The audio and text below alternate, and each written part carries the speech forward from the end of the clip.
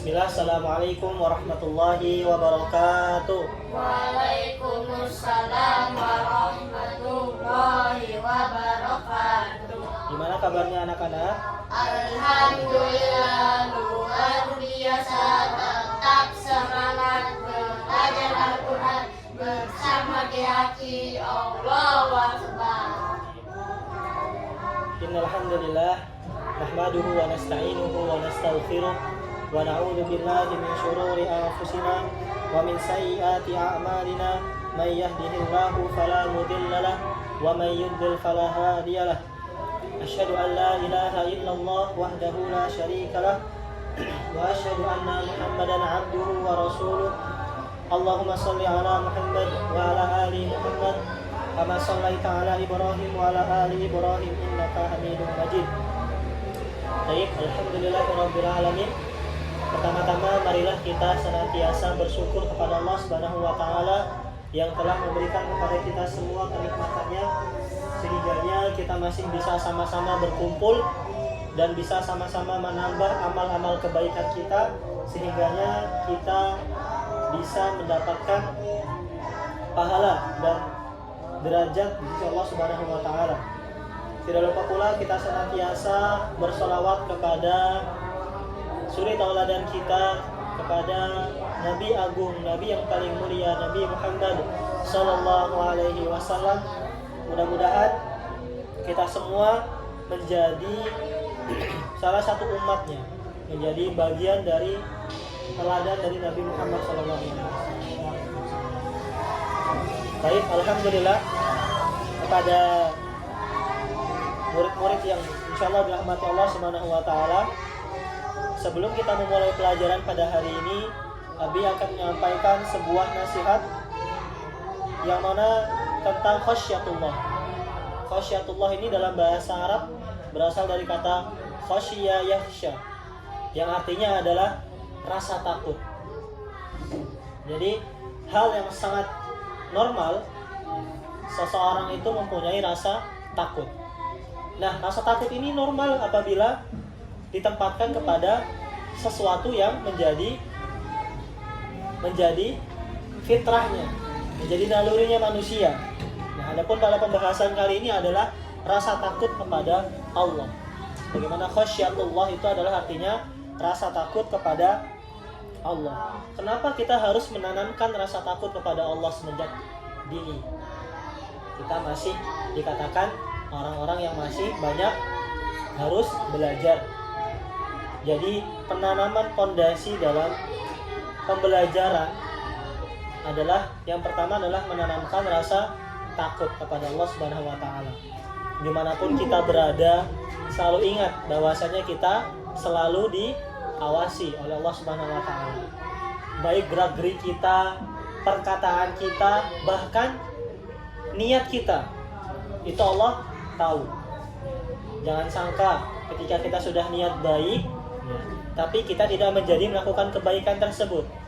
Contohnya, Yahya mau ngasih makan, mau traktir teman-temannya, sudah janjian nih.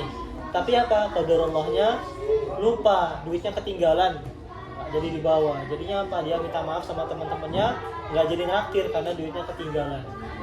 Niatnya mau traktir teman aja udah dinilai pahala. Kalau niatnya dilaksanakan, maka bertambah pahalanya menjadi 2 kebaikan. Yang pertama kebaikan karena niat, yang kedua karena melakukan kebaikan dari niat tersebut.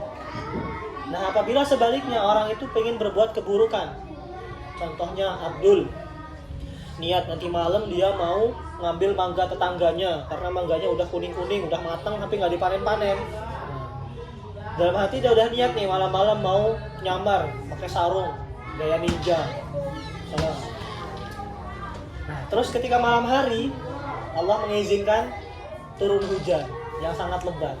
Nggak jadi nih rencananya Abdul mau maling mangga tetangganya. Nah, dari sinilah, dari niat buruk itu Allah belum mencatat dia sesuatu yang keburukan.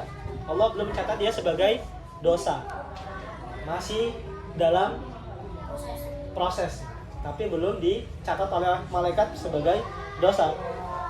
Tapi kalau orang itu sudah melakukan, malamnya jadi maling mangga walaupun udah hujan pakai payung disengget-sengget. Nah, jadi kan berbuat dosa baru dicatat satu dosa.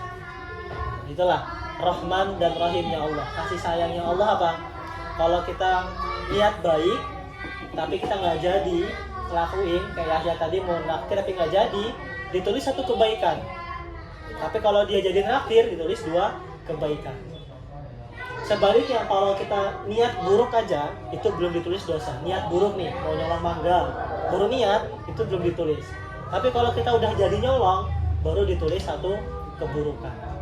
Itulah rahmat dan kasih sayangnya Allah Subhanahu wa taala. Taib kepada murid-murid yang insya Allah dirahmati Allah Subhanahu wa taala. Jadi rasa takut kepada Allah Subhanahu wa taala ini menempati posisi yang sangat penting dalam kehidupan kita, terkhususnya dalam agama Islam.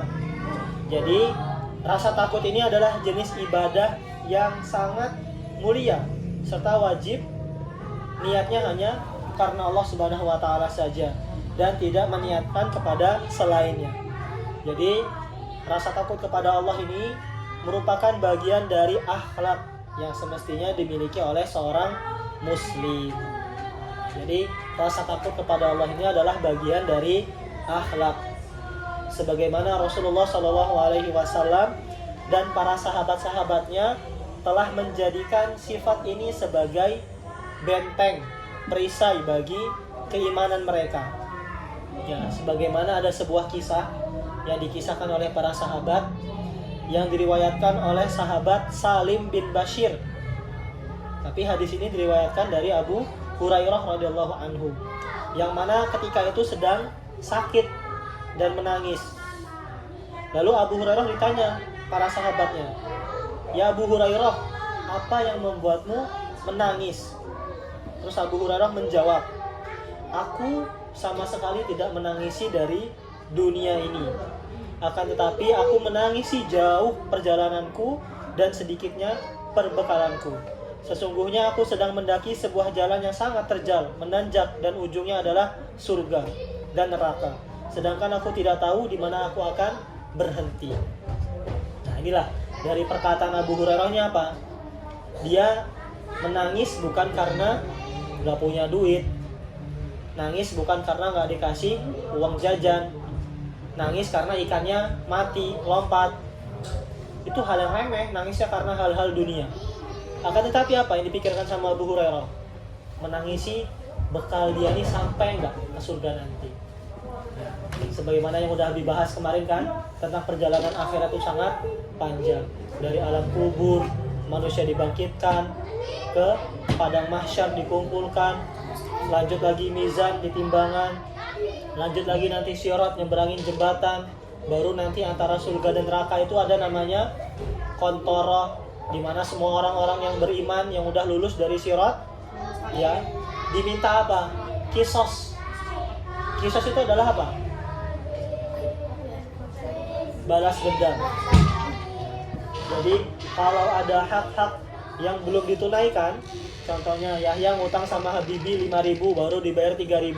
Nah, belum lunas utangnya, berarti belum boleh masuk surga. Masih ditahan di pintu surga, belum boleh masuk. Jadi itulah perjalanan yang dibayangkan oleh Abu Hurairah. Di dunia ini kita mau bawa apa sih nanti ketika mati? Bekal apa sih yang kita bawa? Kalau bekal kita sedikit, kira-kira nyampe nggak sampai ke surga? Ya, nyampe nggak kira-kira? Contohnya kita mau pergi aja, mau pergi ke Bakauheni, mau nyebrang ke laut. Tapi bensin kita cuma 2 batang. Kira-kira nyampe Bakauheni apa nyampe Panjang udah mati motornya. Nyampe Kalianda apa nyampe Sidomulyo udah mati motornya. Nyampe Bakauheni. Nah, itulah. Jadi kalau kita perjalanan dunia aja butuh bekal yang sangat banyak, apalagi kita bekal menuju ke akhir. Jadi yang perlu kita ingat adalah kita senantiasa diawasi dan dicatat setiap gerak-gerik kita oleh malaikat. Sesungguhnya Allah itu maha melihat atas apa-apa yang diperbuat oleh hambanya. Bahkan hati pun Allah tahu ya. Sesuai tadi yang dikatakan tadi, kita niat baik aja udah dicatat kebaikan, niat keburukan belum dicatat kebaikan. Berarti kan Allah tahu secara nggak langsung apa yang ada di dalam hati kita. Baik, mungkin sedikit nasihat ini yang bisa Abi sampaikan sebelum kita pembelajaran nanti. Kita jeda sholat terlebih dahulu. Abi akhiri, assalamualaikum warahmatullahi wabarakatuh. Waalaikumsalam warahmatullahi wabarakatuh.